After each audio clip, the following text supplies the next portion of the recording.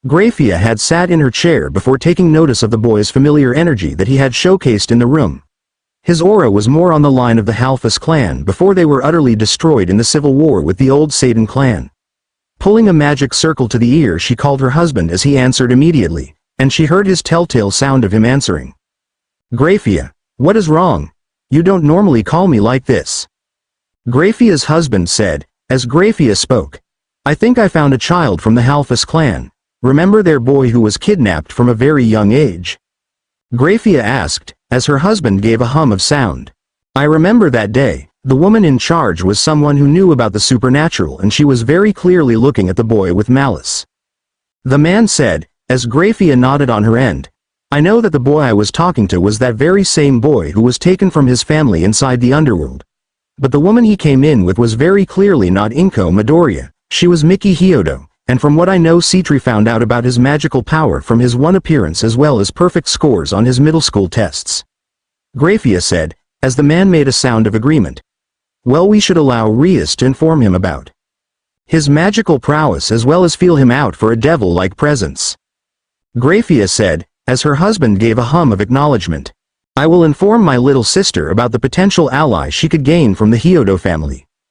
I hope that she learns how to talk to others without having to arrive as soon as they are dying.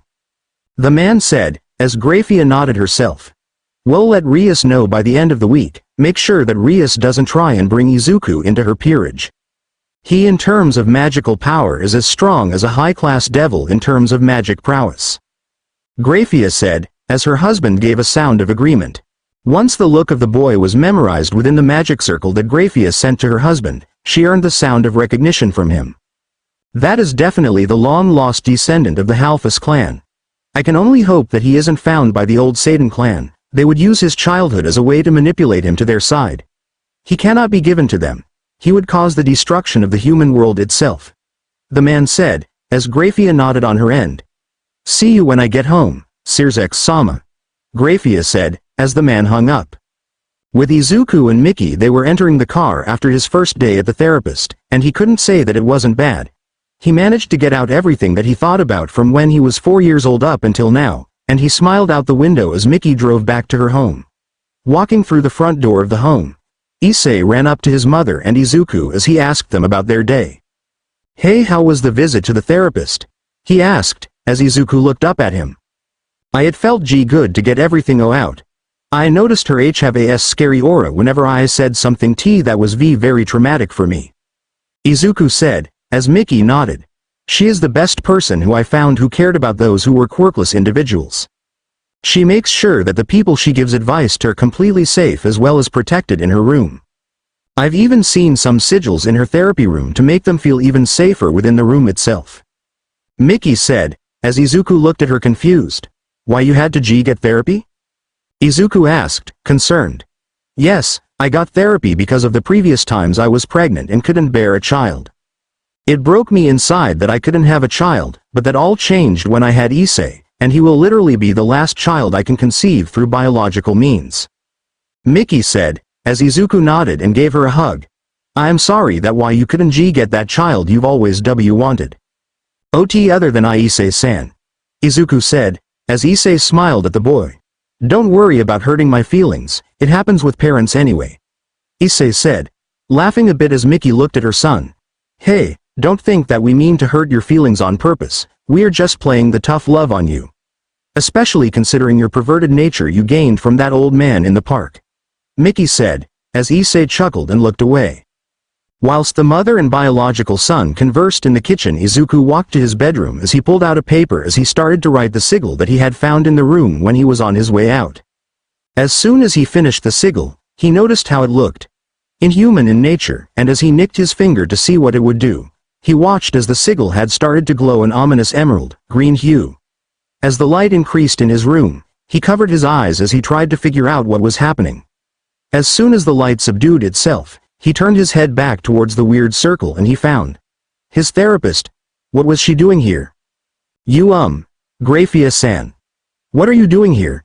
Izuku asked, as the woman took in her surroundings before noticing Izuku standing before her. Izuku-kun, how did you summon me? She asked, as she looked at how bland the room was for him. I just made the sigil I found in your room at the therapist's office and P placed a small bit of blood in it. T then you appeared. Izuku said, looking away as if he did something wrong. Don't worry young man, what you just did was initiate some magic into the room to summon me.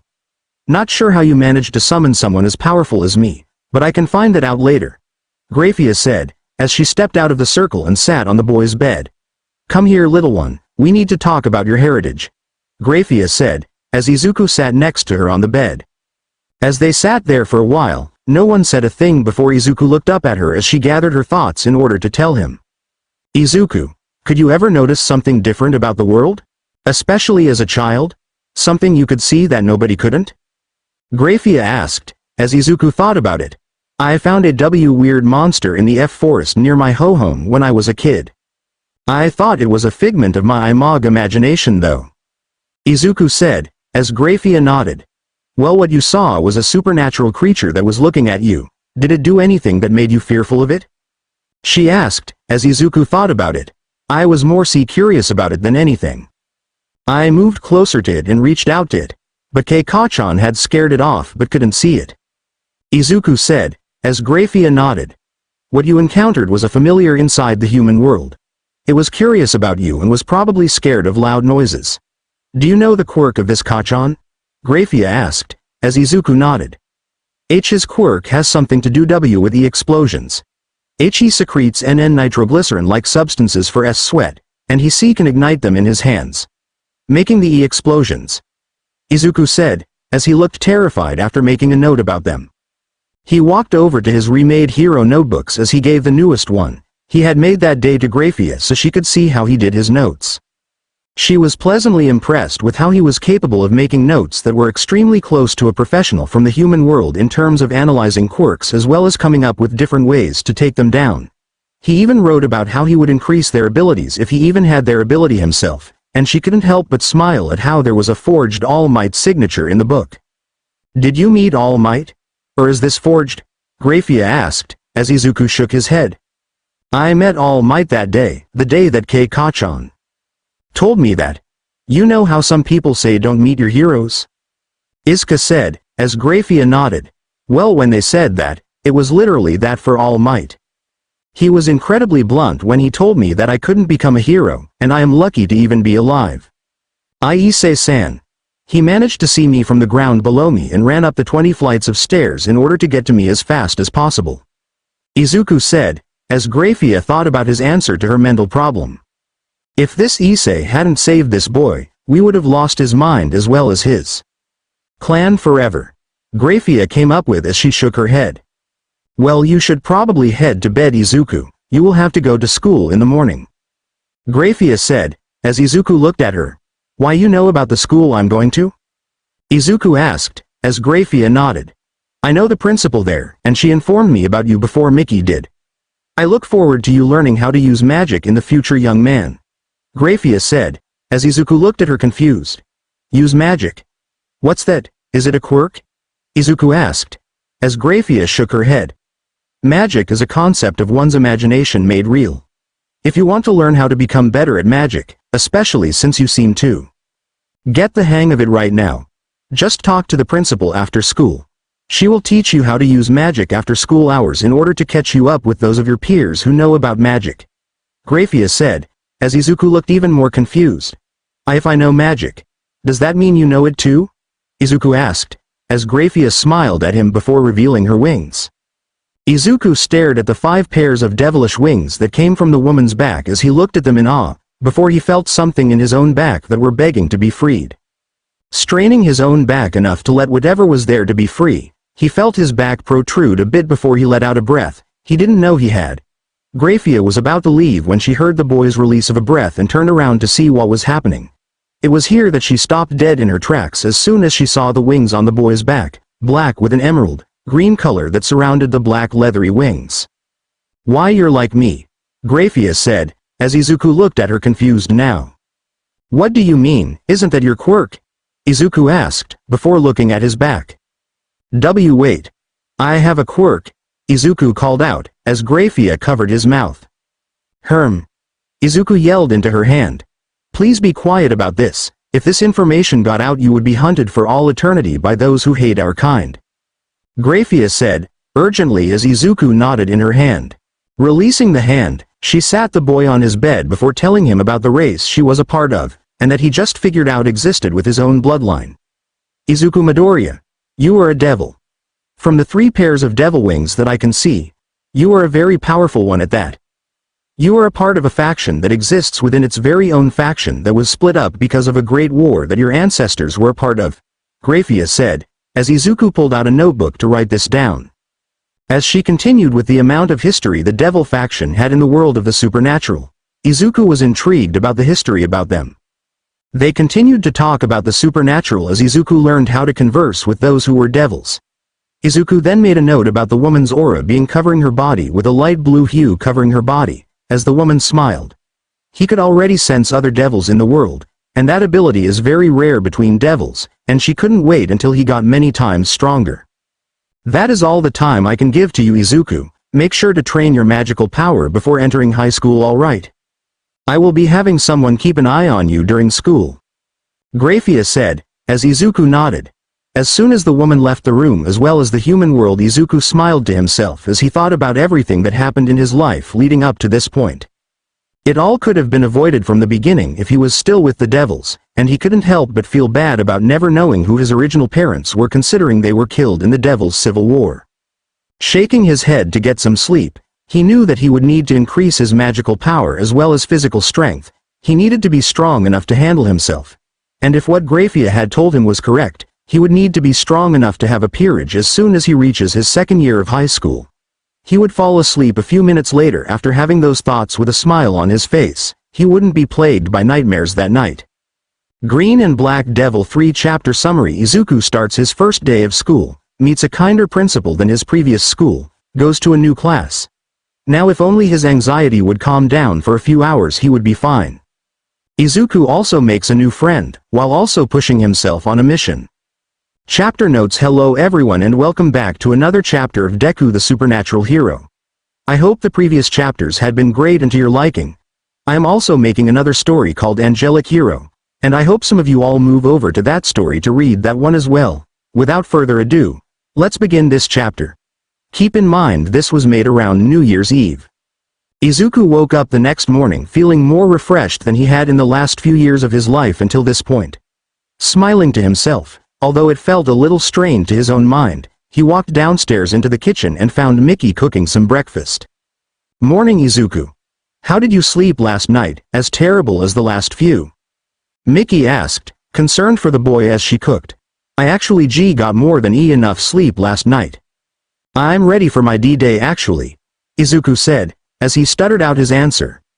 Well, that's good. It means that you are fitting right into our family. I can only hope that with your presence here that Aiz can stop his perverted streak for just a bit longer. It's been so nice to see my son here hanging out with his brother as well as parents more often instead with those bad influences, Miki said, as Izuku chuckled softly. The two would spend the better part of the early morning making breakfast for the other two in the home as Izuku prepared himself to get to the middle school he was transferred to. Issei had come by to say hello to Izuku in that time as the boy was slightly happier for that good morning he received from the perverted boy. Izuku knew that the boy was holding himself back because of him and he wanted to get the young man a gift that would satisfy him. He was walking to school completely unaware of the fact that a small girl with white hair was watching him from afar as Izuku was walking to school. As he was entering through the front gates of the place, he made himself as small as possible from those around him who looked at him with confusion as well as gossiped about him. Once he arrived at the main office of the building, Izuku waited in the waiting area as he looked at the surroundings of the school. It was much more massive than his previous one, and no one was using their quirks on the premises. It calmed him slightly. It wasn't long before the principal of the school revealed themselves with a small smile on her face as she walked over to Izuku. Good morning, Izuku. Would you like me to continue calling you that? Citri asked, as Izuku looked at the woman. Sure thing. I don't mind. Izuku stuttered out as the woman smiled. Don't worry, I won't call you that derogatory nickname that your previous teachers called you, Citri said, as Izuku looked at her worriedly. I can read your mind, child, it's my quirk. The woman said,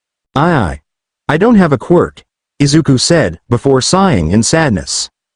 Once he said those words, everything in the room had stopped completely. The girls around him had stopped talking to one another as they looked at the boy.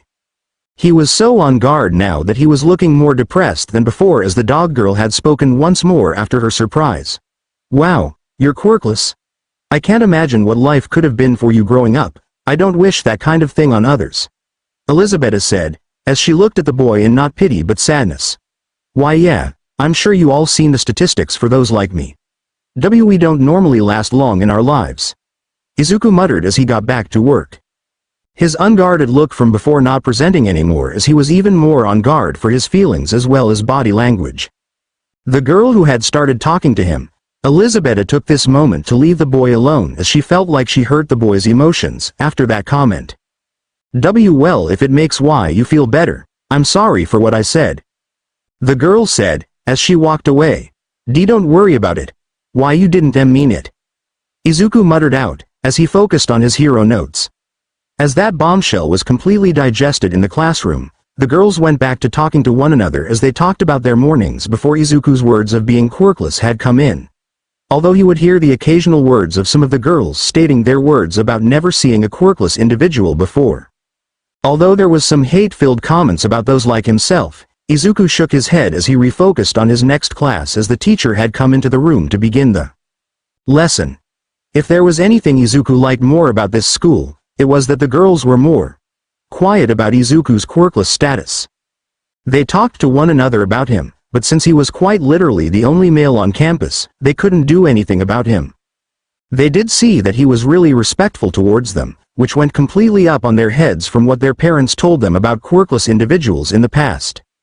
Once the end of the day came in, Izuku was walking over towards the principal's office when he ran into another student. The student council president of the school had come to him. Hello Midoriya, how are you doing today? The girl asked, as Izuku shook the girl's hand as he retracted his hand just as fast. Going fine so far. And nobody's tried to attack me yet. Izuku said, as the girl looked at him confusedly. What do you mean nobody's attacked you yet? She asked, as Izuku informed the girl about his previous school and how the students reacted to his quirkless status. I can see why you were waiting for the hat to drop, so to say. The girl asked, as Izuku nodded. Well, I can promise you that none of that will happen on our watch. We are the school's security. Since we are the student council, we take our jobs within the place seriously. The girl said, as she patted Izuku's mossy head. She didn't miss how Izuku flinched slightly from her raising her hand in the air though as she had slowly patted his head. She wasn't caught off guard by it, but she had not seen a human like him act that way in a very long time. Well, my name is Hyoudou Issei. I hope to get along with you in the future, Izuku. The girl said, smiling at Izuku as the boy nodded. As soon as Izuku entered the principal's office, he sat down in the comforter as he relaxed into the seat in order to calm himself down. How was your first day of school, Izuku? Issei asked, as she looked at Izuku. It was many times better than the previous school. And no one has attacked me after hearing about me being quirkless, so that's a plus. For now. Izuku said, as the principal sighed. I know that it will be a tough time to learn how to keep yourself feeling like a kid for a while, but you should probably take in some deep breaths before we start your training. Issei said, as Izuku looked at her confusedly. What do you mean training? Izuku asked, as the woman looked at him. Didn't Graphia tell you? The woman asked, as Izuku looked even more confused. How do you know Graphia-san? Izuku asked, as Issei revealed her own heritage. Why, you're a devil too. That means that the lessons you will be giving me. Izuku muttered as Issei nodded. I will be your teacher in learning the arts of magic of your own family. Your true family, Issei said, as Izuku looked downright completely lost. What do you mean my true family? Izuku questioned as Issei looked at him. I can sense the magic of those around me, and I can pinpoint whose family they belong to. Your magic power resembles that of the lost clan of the Halfus clan within the underworld. Your parents were killed in the Devil Civil War back a few decades ago. Because of your babysitter, your bloodline had survived until now, but I apologize for how your life had been until now. Wait, my last name isn't Midoriya? Izuku asked, as Issei smiled. Nope, You are Izuku Halfus, but if you wish you can keep the Midoriya as a middle name? Citri asked, as Izuku shook his head. Inko may have cared for me slightly, but ever since I was revealed to be quirkless she just neglected me for the rest of my younger years until I was in my teenage years. I cooked for myself during that time. Izuku said, as Citri nodded as they went outside into the back of the building. There Izuku found himself learning how to use offensive spells as well as his clan's ability to control nature as well as the earth with their own magic. For the next few hours, the two would spend their time in the back of the school grounds learning how to get Izuku's magic to show itself. But without any good luck they had to have Izuku leave without learning anything else should he decide to stay the night at the school. Once in the safety of his bedroom, and with the knowledge that his family were really the Halfus clan, Izuku made it his mission to make sure that he becomes the perfect heir to his clan. He doesn't wish to cause Citri-san or Graphia-san any burden because he can't use his own magic to keep himself safe. So as he was sleeping in his room, he tried to keep his body awake as he tried to use his clan's magic like Citri instructed him to do. As he thought about controlling the earth to do whatever he wanted it to do for him, he finally managed to get a flower in the pot next to him to bloom and show a beautiful cherry blossom tree that he bought on the internet. It was small at the moment, but he would need to place it outside to grow it in the backyard if he wanted it to happen. Izuku would fall asleep completely exhausted since he hadn't ever activated his magical circuits that he should have had activated at a very young age. He smiled in his sleep though as he felt his magic coming back to him through the earth as it smiled back at him, preparing him for the next day of school both mentally as well as physically. Green and Black Devil 4 Chapter Summary. Izuku puts his cherry blossom tree plant in his bedroom. Then he heads back to school for another rousing round of schooling. Then he has some after-school training to undergo. The next morning Izuku was seen planting his cherry blossom tree in the backyard as he looked at the small tree growing from the pot as he dug a small hole. As soon as the small hole was made for the tree, he placed the pot next to the hole as he dug out the roots to the tree as he planted it in the backyard in order to watch it grow over the next few days. As soon as that was done, he went back inside the house as he took a shower to take care of the dirt and grime on his body from digging in the backyard. Once said shower was complete, he re-entered the kitchen as he started to make breakfast for those in the house. The breakfast was something Inko Midoriya would make for him on a daily basis as it was his favorite food that the human world made for him. Smiling down at the food he was making, it was actually the only fond memory of the woman he ever had before the quirkless diagnosis before finding out that he wasn't even human in the first place. The food item he was making was katsudon. It was a really heavenly food item that humans could make from pork, rice as well as eggs. He finished making the rice as well as the pork as he prepared the eggs when he heard Issei coming down the stairs and into the kitchen with Miki Hyoudou and Goru Hyoudou. "Morning bro. How are you doing today?" Issei asked, as he sat down at the table. "I'm fine, just planted a tree in the backyard. It will spend the next few days growing back there since it got too big for my bedroom. I hope that it grows big enough to be a calming spot for me," Izuku said, as he finished the eggs and placing it in each bowl of katsudon that was made. As the small family ate the food Izuku made, they had actually had to do a spit take as they stopped eating to look at Izuku who had been sitting at the table eating his own bowl of katsudon.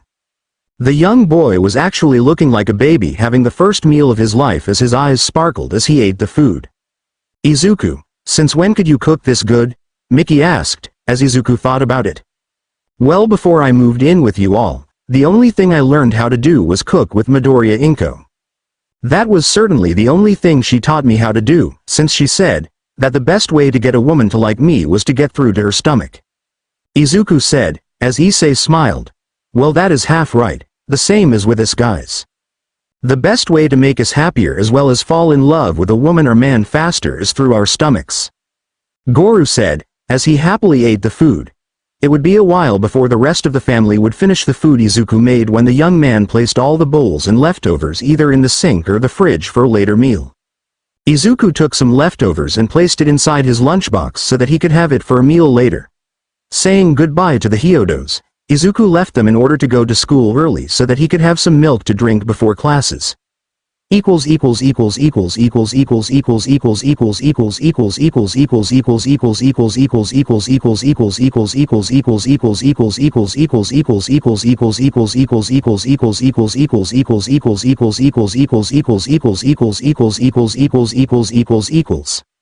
The day of school was amazing for Izuku. The students hadn't talked to him about his quirkless status, and apparently the school thought about all the rude comments about him were punishable.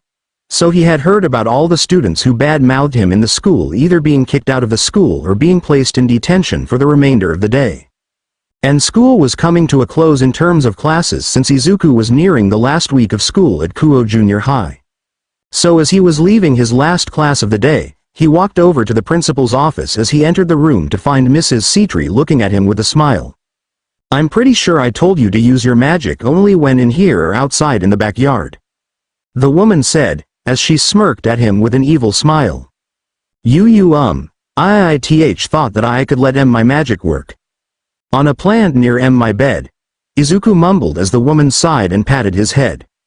"I could feel the magic you were displaying from all the way here, and my daughter had noticed the magic not belonging to any of the living clans of the devils. She thought you were a rogue devil in need of killing. I had to tell her about your presence in Kuoh so that she wouldn't get defensive," Citri said, as Izuku nodded. Time passed as Izuku was now outside with Citri as they reined him in his magical energy that was quickly growing in time. It seemed the more he used his magic, the more he could store up inside of himself without having to need to use it completely. So what he did the previous night granted him the magical power to grow slowly overnight and grow even more in the sunlight. They trained until it was reaching dark as Izuku gathered his things as Citri smiled at him as he walked out of the school in order to walk home. "Hey Izuku," Citri called out, as Izuku turned over to see her. "Make sure that you are known within the underworld by the time you are a part of Kuoh Academy. They will be glad to bring you into the underworld's knowledge of magic as well as bring your family heritage lands back into your possession," Citri said, as Izuku nodded. When Izuku left the area, Graphia had arrived in the spot where he used to be as she turned around to look at Lady Citri. "Mrs. Citri," Graphia acknowledged, as the woman nodded back. "Graphia, it's been a while, about a week since our last meeting?" Citri asked, as Graphia nodded. "I got some news about Izuku Halfus as well as the territory he technically owned in the underworld when he was still registered as a young devil," Graphia said, as she showed Citri the lands. It seems like he has some land under his name. I'm sure he won't want anything too big for himself, he seems like a minimalist at heart. He would probably get more land for others because of the large heart he bears," Citri said, as Graphia nodded. "We are preparing the land for when he enters the underworld by the end of the school year for humans." "There is a slight problem though," Graphia said, grimacing. "What is wrong?" Citri asked, as Graphia gave the woman the details. Izuku was entering the home of the Hyoudou family as he saw Mickey doing some more dishes from that morning as he said his hello to the woman. As he placed his school bag on the ground near the front door, Izuku grabbed his homework as he began to complete it as fast as possible so he could start on dinner with Mickey. But whilst he was doing homework, Issei had decided that now was the perfect time to show himself at home as he sported some bad bruises. Izuku, being the small naive boy that he was, as well as completely innocent, especially for a young devil, ran over to try and help him out. What happened, Issei?" Izuku called out, stopping his homework since it was already done. Just a disagreement with some of the girls at my school," Issei said, as Izuku sat the boy down on the couch. As Izuku ran up the stairs into the bathroom to get some medical supplies, Mickey walked into the living room to look at her son. "I thought that you were done with peeping on the girls, Issei," she asked, calmly. "I didn't peep on them if that was what you were thinking about. I was trying to stop Matsuda and Motohama from peeping on them. But I caused a ruckus that made the girls think that I was peeping on them. All I wanted was to have a normal day, and this is what happens," Issei said, as Izuku finally returned. "Well, make sure that they know what was happening next time without getting yourself involved behind the wall," Mickey said, as Izuku worried about the boy. "Here are some cotton swabs as well as some alcohol. It will make the pain be numbed," Izuku said, as he started to apply the bandages as well as alcohol to the affected areas. "How are you, ouch, so good at bandaging me?" Issei asked, as Izuku looked like he was working on a patient that lost a finger. When you live up with a living human that has the power that a grenade holds, you learn to hide your injuries from those around you. Especially the ins and outs of medical equipment as well as learning how to bandage yourself properly," Izuku said, as Issei looked at him concerned. "Don't worry, I don't get that same treatment at Kuoh Junior High." It was something that I learned from the age of 4 until a few weeks before I met you. Izuku said, as Issei nodded his head accepting the answer. Soon after the medicine was given to Issei, Izuku gave the boy some aspirin in order to get the boy's growing headache to leave him alone. There, you should be fine for doing whatever you do in your room. But please make sure that you do your homework for once? Izuku asked, as Issei looked at him with a dreadful look. Do you think you could help me with some of it? I know that you are in a lower grade than me, but I could use some help understanding the lessons that I have. Issei asked, as Izuku nodded. Following the young man to where Izuku's homework was placed, Issei noticed that Izuku's maths were at a much higher level than his was at Kuoh Academy. How are you in a higher level of maths than I am? Issei asked, as Izuku looked at his math homework. Well, as a quirkless individual, you always have time to study further than those around you since they hate your guts. So I spent my time learning more about quirks as well as doing better in my classes, even though the teachers lowered my grades. Trust me, I've cross-graded my work many times using what the teacher's guide gives me for how to get them done, and my answers are the same, just done a different way. Izuku said, as Issei nodded. And for the remaining time they had together before dinner was completed, Izuku helped Issei with his homework as well as helping him understand lessons that were about a week in advance so he would be capable of passing the classes that he would be in. Thanks Izuku, it's been a while since I had managed to get a higher grade than Matsuda in a while. Issei said, as Izuku thought about the boy in question. Who is Matsuda anyway? Izuku asked, as Issei gained a guarded look. Matsuda Motoyama, he is my best friend since we were kids. But he is a pervert like me, and he prefers the butts of girls compared to me who prefers the girls' breasts. But other than that, I have another friend who is named Motohama Tatsuya. He is a jock kind of guy who used to be good at track and field, but because of me and Matsuda becoming friends with him we managed to bring his inner pervert out, apparently though he liked lolis. Issei said, chuckling at the thought. Issei, do you want my honest opinion about why the girls hate you? Izuku asked, as the boy looked at him. What is it? He asked, looking in Izuku's expressive emerald orbs. The girls P probably don't L like your guts B because you and your friends are perverted, and T tell everyone about your P preferences. Izuku said, as Issei thought about it and the boy was right. But how else am I going to have everyone know about my preferences in women? Isn't it something you need to do to let a woman know you're interested in them? Issei asked, as Izuku shook his head. I may not have found a girl attractive in my eyes yet. But if what I was taught by Midoriya Izuku. You are respect women, and not peep on them. Why you need to stop peeping on the girls. And maybe, they might just look at you normally. Izuku said, as Issei thought about this. What about Matsuda and Motohama? They're my friends. Issei asked, as Izuku looked him in the jade eyes of the young man. Do they even act like friends? Izuku asked, as Issei thought about it. From what his opinion on friends are, they stick up for one another and protect them from any and all harm. And in Issei's opinion the fact that Matsuda and Motohama leave him behind to take the brunt of the damage for whatever they do makes him feel a little betrayed. Well no B but I can't abandon them like that. Issei said, as Izuku nodded. Well you don't have to abandon them. Why you could still be friends with them, just keep your perversion streak down enough that it isn't noticeable. Izuku said, as Issei nodded. Once dinner was finished the family had eaten their dinner as Izuku thought about how to make sure that Issei can leave his friends from childhood without hurting their feelings. As he was thinking about this, the house phone got a call from someone as Izuku got up to answer it, and once he picked up the phone, he talked it away from the small family giving them some privacy. Hello? Izuku asked, as Citri's voice came in. Hello Izuku, it's been a few hours since our last talk. But do you think you could come in early tomorrow so we could talk about certain subjects that will require your say in things? It's important and has to deal with your future as an heir to your clan. Citri said, as her voice had undertones of slight fear as well as worry. Sure thing. I was hoping to leave school later tomorrow anyway with Mickey's say. Izuku said, as said woman entered the room. He was in. Izuku who is on the phone with you? The woman asked. As Izuku told her it was the school principal who wanted his contact information so that if something bad happened at school he could inform her.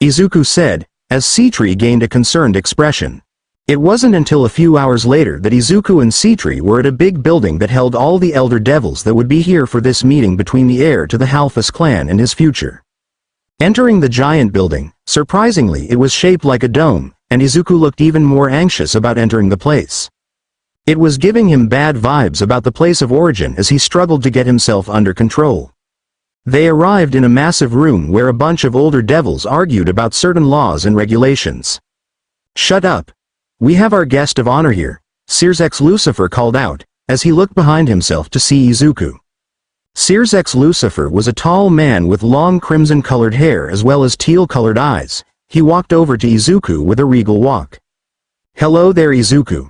Would you like me to add your last name courtesy of the devil clan you were born from?" Sears questioned, as Izuku nodded.